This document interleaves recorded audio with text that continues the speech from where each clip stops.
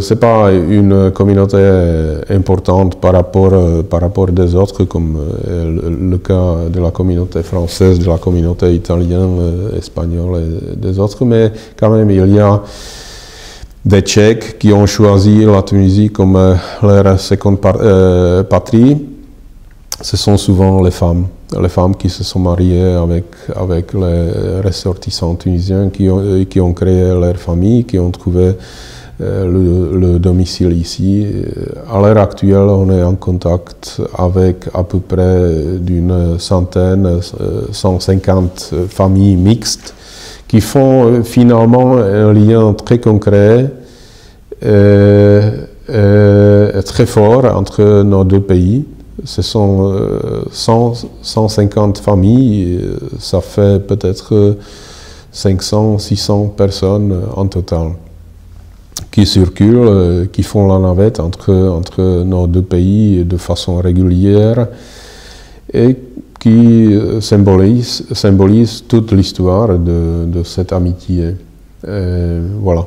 Bon, j'essaie de développer aussi des activités dans le domaine culturel. C'est pourquoi j'ai décidé de remplacer les réceptions habituelles qui sont organisées à l'occasion d'une fête nationale.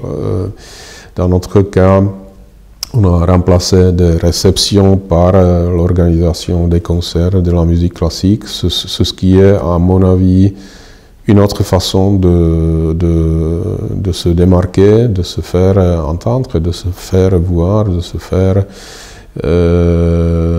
manifester non seulement dans la communauté diplomate, mais aussi dans la communauté en termes généraux. Cette année-ci, on va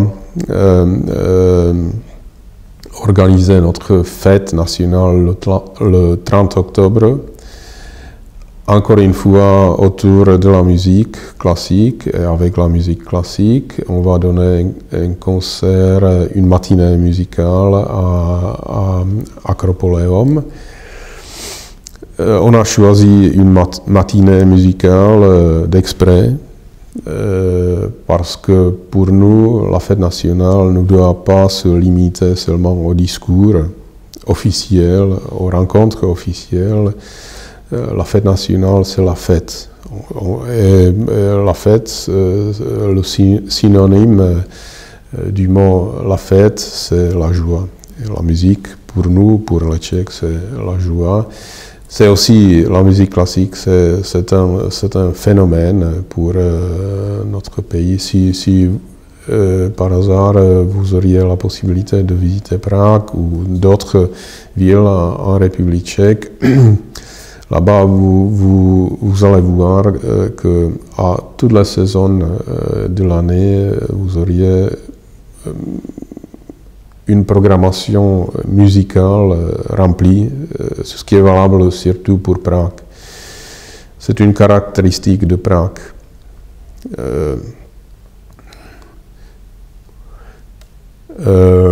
Alors, c'est la raison pour laquelle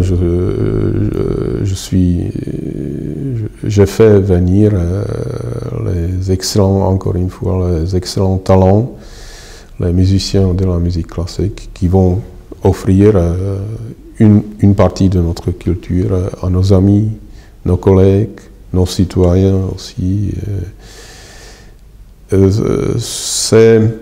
C'est un petit projet, mais un projet concret.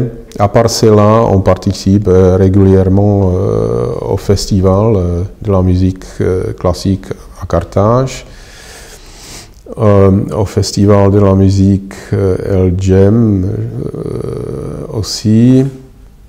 On veut développer aussi nos liens, on les développe de façon régulière, systématique. Mais toujours, à mon avis, très limité et modeste dans le domaine de l'éducation. On donne la possibilité aux jeunes étudiants tunisiens d'accepter les bourses. Et bien entendu, dans mes ambitions culturelles, il y a il y a le projet à l'avenir proche de faire venir la Philharmonie tchèque un jour en Tunisie et de présenter les meilleures pièces de nos compositeurs. Comme vous le savez ou pas, mais j'espère que vous le savez. Et encore, je rebondis sur le sujet de la musique classique, qui est une partie intégrale de notre culture, et c'est typique pour la République tchèque. Il y a très peu de pays européens au monde qui ont donné aussi grand nombre de compositeurs mondialement connus, comme Bedřich Smetana, Martinů, Dvořák, Janáček et beaucoup d'autres. Ce sont les noms des compositeurs qui sont aujourd'hui joués partout dans de très grandes salles du monde entier. Et c'est quand même intéressant. C'est intéressant et il faut le dire et redire. Et j'aimerais bien, j'aimerais bien un jour de faire venir l'ensemble symbolique et symbolisant toute la culture tchèque en Tunisie. C'est pour nous, pour les Tchèques, la Philharmonie tchèque. Je l'ai bien senti l'année dernière. On était vraiment très contents parce qu'on a fait venir nos meilleurs musiciens, mais du côté tunisien, on a fait pour eux une mise en scène très symbolique et très particulière. L'année dernière, on a fait le concert au musée Bardot, et je pense que ce mariage de deux côtés, de deux cultures, elle était hautement symbolique et hautement fort. Nos amis, nos hôtes, en tout cas, ont manifesté leur joie. Et pour moi, c'est la joie, c'est le résultat souhaité et voulu.